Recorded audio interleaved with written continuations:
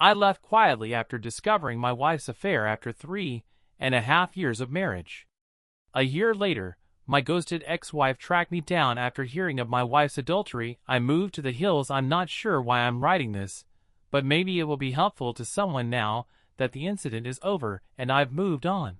After 3.5 years of marriage, I found out about my wife's affair in February 2018. I was working a contract job that occasionally required a lot of travel, but also allowed me to work from home.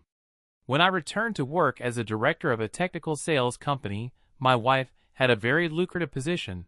Although things had become a bit strained due to her working increasingly long hours and me traveling for work, we still had what I would consider a fairly excellent marital background. 5 years ago, I met my wife, now my ex, at a cookout hosted by a mutual acquaintance. We clicked right away as soon as we started talking. To be honest, I felt it was a huge advantage to be with a woman who was so attractive and articulate. My rough around the edges demeanor somehow appealed to her. After a few weeks of dating, we found ourselves smitten with each other. When we met at each other's apartments, the clothes just flew off after 18 months of dating. We eventually got married and moved into a large apartment while saving for a down payment on a house. Things began to change after the first 3 years of marriage, even though I still had feelings for her. She informed me that since I was also away for weeks at a time, I had no right to question her. In fact, I only took 3 or 4 days off every 5 weeks or so I assured her that I could definitely manage to cut down on my travel time. In retrospect, I realized that I was unaware that my wife was having an affair. Aside from our diminishing sex life and her persistently late work hours, I would never have suspected anything. I just assumed she was exhausted from her work. But being rejected so often when I tried to start a sexual relationship had taken a toll on my ego. Although she had a work cell phone and may have been using it, I did not witness the covert texting I had read about in other articles. She used our spare bedroom as a home office and spent a lot of time there. Around September 2017, Kathy began coming home from work and spending the evening at a work engagement instead. This increased from 1 night a week to over 3 nights a week to more than 3 nights a week. While I'm not naturally jealous, she's undoubtedly being watched by others, and I'm aware that she has to fend off some of the men in her workplace. Even though she works with more male CEOs than female ones, she gave the impression that her primary focus was on her work. The day before she was to return home, she had made a quick stop at the grocery store. I was asked to help her with the grocery shopping. Something pink glowed from just under the passenger seat of her car. As I retrieved some items from the back seat, it was a bra that belonged to my wife. She preferred ones from a certain clothing store, so I knew it was hers. Looking back, I can see that the bra was a warning sign that she always takes her bra out first under her clothes when she goes out.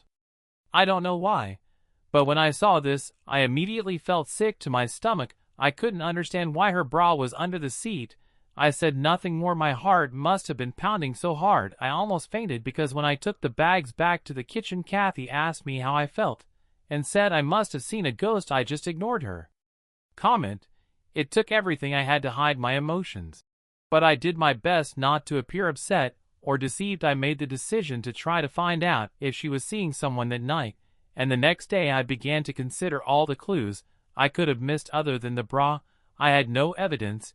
She works in a downtown office building, and we live in a reasonably large city. I made the decision to temporarily put the idea of an affair out of my mind and consider giving her more time to think about it. I prepared a delicious meal and set the dining table with elegant plates, silverware, and candles. One Friday after work, I bought a floral arrangement and a nice bottle of wine. I pointed out the meal and everything I had done. When she arrived, as usual, after work, she apologized and said she was sorry, but she had to go to a neighborhood hangout to meet her coworkers. She mentioned that she had to take a shower first, but that she could have a little snack with me before she left. I guess I was completely silent because my insides turned on me. I won't explain the kind of anger I was experiencing at the time, but I had enough. I took my work cell phone and threw it in her back seat while she was showering. I had considered this as a means of using my own cell phone to find her. After that, I went into the kitchen and threw the food and flowers in the garbage. After she showered, she got ready and looked stunning as always. All right. She asked me if I was upset after she gave me a weird look. I'm sad that you never want to do anything with me, I said. She got upset and sarcastically commented on my short fuse. While telling me to stop acting like a child, I mumbled stupidly. As I stood there letting it all sink in, I felt we should spend the evening together. She just gave me a sly smile and stormed off. I pulled out my second phone and started tracking my work phone when she left about 20 minutes away at the bar she often visits with her coworkers. It was in the parking lot of the bar. I waited to see if I could see her in my car across the street. I felt completely different, like a stalker, but I told myself I had to calm my fear of her whereabouts. I watched her leave the bar with a man about an hour after I got there. He had the appearance of an executive from her company. My body was completely numb and my stomach began to knot up. They went to another car and got in together. As her car pulled away, I tried to keep up with them. You guessed it. They went to a hotel 10 minutes away. When I stopped on the street next to the hotel, I saw them get out holding hands and enter. I'd seen enough. I felt stupid. I had seen enough. I felt foolish. I started pounding on the steering wheel with my fist. That was it. Something went completely blank inside of me. I am not sure if I was having an out-of-body experience or if I had blacked out, but as I got better, I felt like I wanted a drink. At that point, my life started on a path I never imagined. I just started driving out of town, replaying everything I had just seen. I was screaming out of anger. As much as I hate to admit it, I found a pleasant little tavern on the outskirts of town about 30 miles away and stopped, and I ordered a drink. While sitting at the bar, the bartender, a lady, said that I looked like someone had taken the wind out of my sails. So I guess I looked like death warmed over, I replied, half smiling. You could say that a man sat down in front of me and started talking to me even though I did not feel like talking. Even though I didn't feel like talking, there was something about this guy that put me at ease. We struck up a conversation, and eventually the subject of my wife's infidelity came up. I told her that all I wanted to do was get away from her and forget about her. You're not alone, buddy, he replied, giving me a backhand after giving me a quick look. I experienced this a few years ago. I think there's a reason why these things happen. Your life can take a positive or negative turn now. I assure you at this point it's all up to you. His comments for some reason jolted me out of my funk. Even though I was aware of my pain, I've always been able to see things rationally. And he was absolutely right. We identified ourselves. Ree was his name. I really liked his salt of the earth vibe, even though he was more of a country guy. Are you going to move out? He inquired. I guess I never thought to look that far ahead. I had a fight or flight reaction going on, and I knew I didn't want to be around this woman anymore. I have an idea, and I feel very sympathetic to your situation, Ray added. When the time comes, I have a mobile trailer on my land. If you feel the need to go, it might take some work, and is not very good. Why don't you visit and see if you could imagine yourself living in something like that for a while? I'll give you a great deal on it. At least you could even park it on a beautiful piece of property I own. I'd appreciate it if you could take a look at it for me. It might be beneficial to escape your predicament. Just a thought. I took a moment to understand his concept. Hell, honey, if I could have escaped my crazy ex-husband years ago, I would have jumped at the chance. Honey, if I could have escaped my crazy ex-husband years ago, I would have jumped at the chance to live in his trailer or something, just to get my head straight, added the bartender, who had been listening in on the chat. Maybe this was just what I needed, but I felt like I had wandered into the Twilight Zone. Yeah, I'll think about it, and maybe check it out, I said to Ree. After a while we split up and agreed to meet at his house in a few days. I began to feel like I had some perspective, and an opportunity to escape what I thought was a terrible heartache combined with a night. And I knew one thing for sure, I would never want to spend time with my wife again. I found cheating so disgusting, and it had always been the one thing I thought I would never put up with. I sat on the couch when I got home that night after Kathy asked me where I had been when she came out. Where have you been? I asked, turning to face her. You. I know, I went to get a drink, she said. I asked directly, are you having an affair? She seemed surprised, but she soon collected herself and replied, no. Why would you ask me that? I informed her that I had heard that she might be seeing someone at work. Who told you? that she said someone I know. I said, but I kept the name a secret after saying you. After saying you're being ridiculous, she accused me of being drunk and crazy and inquired about my whereabouts. We're going to a bar to have a few drinks with our friends, I said. Despite her obvious desire to ask more questions, she returned to our bedroom and went to bed. Now that I had proof that she had been cheating on me for months, I decided to sleep on the sofa. I couldn't sleep at all because I kept seeing her in bed with this guy. I felt sorry for myself, disgusted and hurt. But then I thought of Ray's trailer. The thought of it cheered me up, and it was almost like a revelation. Something must be wrong with me, as the fight or flight response automatically activated in the midst of the pain I was experiencing, and I preferred the flight response. We didn't talk much the next morning and carried on with the weekend as if nothing had happened. I scheduled a meeting with Ree. A few days later, I noticed that Ree had a nice ranch when I got there, and the trailer was actually quite nice, about 26 feet long and fully furnished. It brought back memories of a fun spring break trip I took with pals while I was in college. Ray accepted the money I offered him for the trailer. To be honest, I almost took it from him. I drove over to see his ranch property.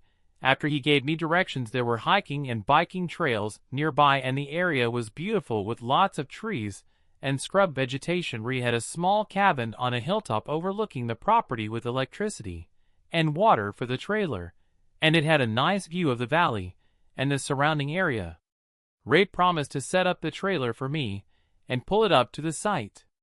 I tried to get Kathy to come clean over the next few weeks, but all I got was gaslighting. As a result, she became even more engulfed in the fog of her affair and began to lash out at me with denials. I almost laughed at how awful the denials were. I berated myself for not taking pictures of the two of them, and I had no tangible evidence that she had cheated. I decided that I wanted to leave this marriage. After going through this emotional anguish, instead of communicating my feelings to Kathy, I just started planning. While she was at work, I started quietly removing my belongings from the apartment and moving them to the trailer. At least, I felt like I was doing something about it. I saw a difference in Kathy during this time. Although she was more polite to me, I felt it was too little too late. I felt I needed a break too, so she continued to go on company outings after work. One night, I was getting ready to leave just as she was leaving. After looking at me, all I said was that I was meeting some friends. You wouldn't enjoy all the shop talk, and you don't know them. I interrupted her as she began to ask more questions. She used to say this to me whenever I asked if I could join her on company outings. All right, have a good time, she added with a slightly offended look on her face. I definitely will, I replied. I started making new plans while working on the trailer and hanging out with Ray at the bar. I felt better after spending time with Ray's wonderful family and friends. I also made the decision to cut back on my drinking. Because I didn't want to develop any unhealthy habits. I knew better than to drown myself in pity, even though it would have been so easy at this point. Kathy informed me that she would be traveling for work the following week. I hope you have a good time with your boyfriend, I added, glancing at her. I immediately regretted saying that because it sparked a furious argument. Although, as Ree had informed me, it didn't really matter. I now regret not knowing more about her. A fair partner, AP. It doesn't matter who the other guy is, Ree replied. The fact that she chose to leave you is all that matters. She destroyed the marriage. Whether she admits it or not, brother, facts are facts. Ree should write a book for the betrayed. Damn it, I had the ideal opportunity to move out. During Kathy's work vacation when she was gone, I collected everything of value that was mine, including clothes, laptops, and equipment. I didn't take any shared goods or furniture. I left a note before I left. On a piece of paper on top of the note on the kitchen table, I placed my wedding ring. I felt like a great weight had been lifted as I left. I was liberated. The hurt would take time to heal, and there would be baggage to deal with. But I had started. I needed time to myself, and to get rid of it quickly and quietly. The fact that I hadn't challenged her or forced a confession didn't make me proud. I hadn't screamed or yelled. She didn't deserve it. In my opinion, she had disrespected everything we had, including our plans for the future, our aspirations for a home and a family, and now it was all gone. There was no going back. I owed her absolutely nothing. She couldn't handle the consequences. I hadn't planned anything or called a lawyer. I just wanted a fresh start and some clarity. The air from the mountains was just what I needed when I got into my trailer. I resumed running the next week, and it was wonderful to be alive. Wonderful to be alive. Kathy texted me things like, "We just landed. We're having a team dinner," and so on. While she was away, "Where are you?" was the question in a couple of emails. "Why haven't you gotten back to me?" I didn't answer. My phone exploded with calls and texts. When she got home, she kept trying to get in touch with me. I ignored her. Her mother also tried to call me after the first day, but I didn't answer. She didn't try to contact my father because we are not close, and he is the only member of my family I still have. Her messages became more urgent after she was ignored for a week. What is this? One of the texts she sent said, "We need to talk. I don't know what you think you know, but nothing is happening. There is no affair going on." She finally texted me after a week of not answering, saying, "I'm sorry things got out of hand. It didn't matter that I was involved with someone at work. You were absent, eh?" I had been waiting for this confession all along, but somehow it only made me hate her more. Why was she incapable of being honest? I had no dreams of a future with this woman. Her pleas for me to come back and work on the marriage eventually became pathetic, and I refused to respond to her even after she stopped bothering me for a few weeks. I did not want her to know where I lived or to snoop around in my life. I did not want my haven to be destroyed by this woman. Then she started sending nasty texts like, "You're a coward. One day you refuse to talk to me. You have no respect for us. Please come home so we can talk. You're where I can visit you. Paul, please let's talk and make things right." Damn it. Even though I don't remember all the texts, they all seem to be excuses with minimal genuine regret. To be excuses with minimal genuine regret. In one ear I let them go, and out the other. After a while I changed my cell phone number. Update June 2018. I received an email from Kathy informing me that she had hired a lawyer and was going to file for divorce. I just said, "Okay, that sounds good." This led to she wrote that she would stop bothering me if I agreed to an uncontested divorce. After I realized that wasn't going to work. After I agreed, I was really free. A few months later, after I moved out of our apartment, and I never had to see her again. Again, she seemed to care more than I did. Even though neither of us had any closure, I would think of her occasionally for a few months, and yes, the grief would suddenly come to me, like when I heard a song we used to enjoy. After a while, though, I just stopped thinking about her. Update 2. Now that I am officially divorced, things are going great. In fact, I met a wonderful girl just down the hill from my house. I was running on the trail. We clicked when I helped her change a flat tire. Even though she is a few years younger than me, she is fantastic and quite adorable. She refers to me as her mountain man and loves my way of doing things. She calls me her mountain man and loves my way of life. Although I am not in a rush to commit, I don't intend to give up on women altogether. I have no intention of moving out of the trailer anytime soon. I enjoy being outdoors and have simplified my life. It has made everything easier for me, including grief and my ex-wife. I am aware that everyone reacts to these situations in a unique way. I was fortunate to be in my 3rd year of marriage and not yet a parent. I believe I acted in my own best interest. You don't have to spend your whole life with someone who cheats. If you are going through something similar, try not to think about it too much. Continue to live your life. As you improve, it will get better. I hope everyone has the best life possible. I have revised this about 5 times to make it readable, and I just wanted to give you an update on my ex-wife's condition. I was worried about her condition. I was worried that my ex-wife was trying to find me, as wife was trying to find me. As I stated in my earlier post, I left our previous residence, which was about 2 hours away. I ran into her last weekend at a coffee shop I often visit in the town near my home. It didn't seem like a coincidence to me. Luckily, I managed to get away before she noticed me. 3rd update. I went into town this past weekend to get some groceries. And made a stop at my regular coffee shop. I was using their free internet to work on some paperwork for work. I finished and walked out of the coffee shop. I was on my way to my pickup when I heard someone call Paul. When I turned to look across the street, I saw Kathy.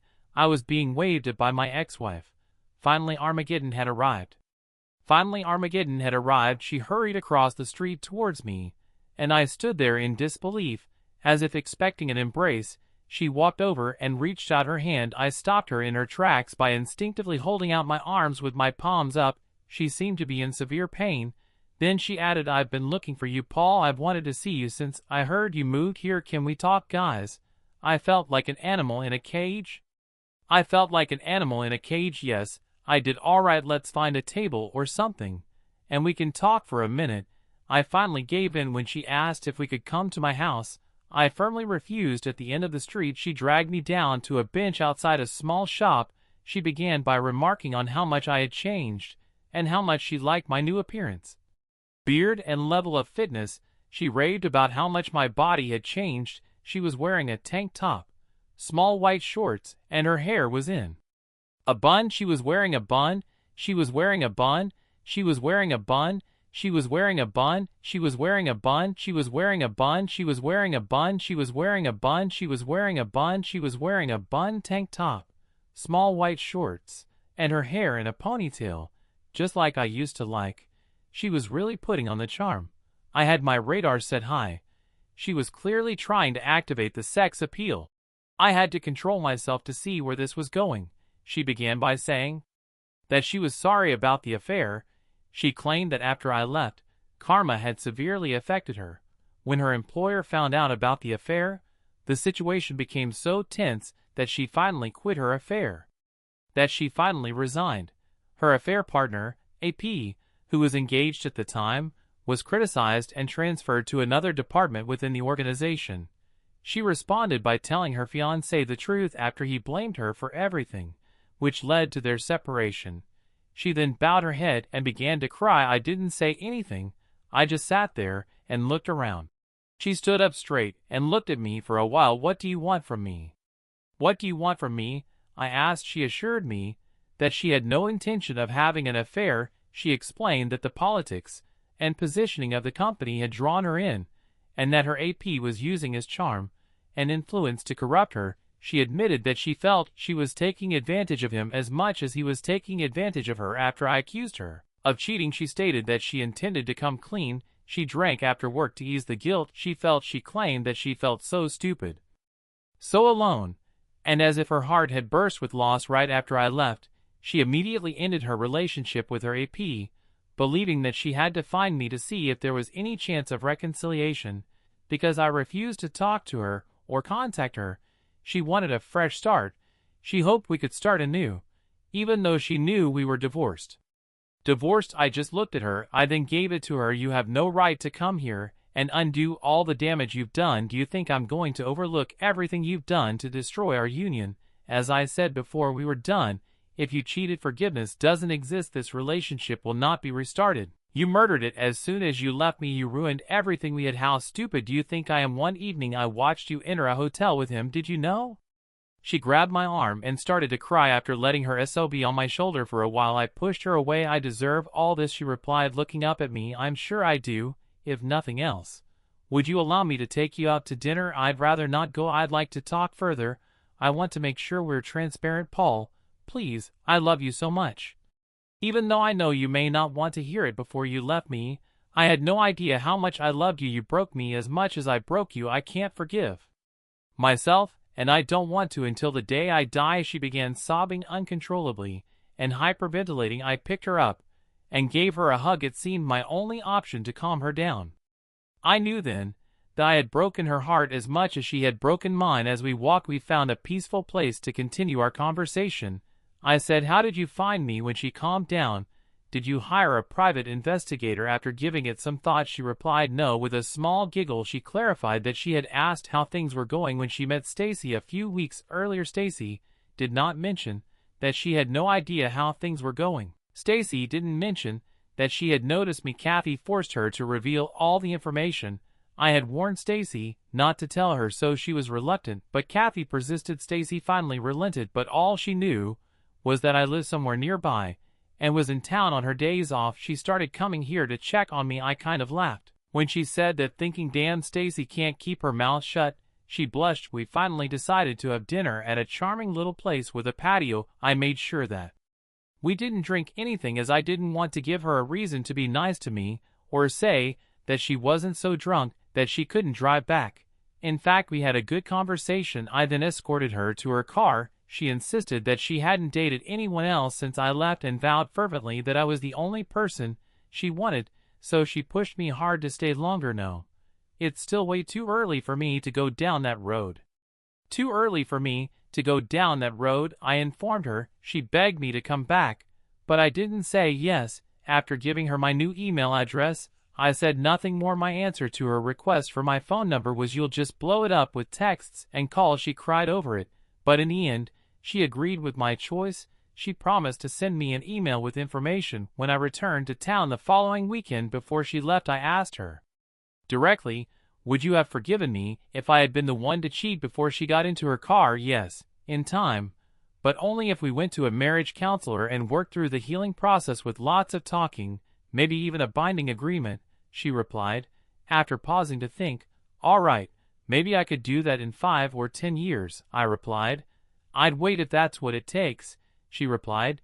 Then she took both my hands in hers, looked me in the eye, and said, "God damn it. God damn, Paul the First will always love you, and I will do anything to prove it." This statement really caught me off guard. Her remarks continued to upset me. Even after she left, she had said those words so firmly, but I still could not see us getting back together. Even though I felt better about the incident, I could not perceive her as a friend at that time. Maybe a friend, but even that was a mystery. I returned home, enjoyed myself. I had a long run, had some beer, and thought about how far I come. Could someone please assure me that she wouldn't destroy the tranquility I created for myself? I had no idea I had the luxury of time to sort it all out and get some perspective, but it was all still too vivid in my mind. Last update. Most likely this will be my last update. When I first uploaded my story to Reddit, the moderators kept taking it down. In summary, I ghosted my ex-wife for over a year before she left me. For over a year before she discovered me. She wanted to make amends and start over with us. You will be deeply disappointed if you thought I was a typical beta blue pill fool and would forgive her. She expressed her love and regret for the affair in a long email she sent me last week. My response. I silenced her, informed her that I had no plans to make amends with her. I'm perfectly happy living alone, taking advantage of my secluded location and keeping things simple. At 32, I'm in no rush to make changes. I have my own plan of self-determination and have enjoyed the company of my girlfriend. I made it clear in my email response that I had no intention of reconciling and declined to give her my phone number. I no longer know or trust you because you made your bed. I hope the best for you and perhaps we can become friends in the future, but not now. She was annoyed by my evasiveness and responded in a telling way. She admitted that she had accepted a job offer from out of state. Her real goal had been for me to accompany her, believing that my remote work would make the move easy. She wanted to visit me in person to try to persuade me because she was running out of time before the move. Luckily for me, her time was up because I had a week of business travel planned. I am grateful that she will no longer be in my life. She will soon realize that her time with me is over, but I expect to receive a few more emails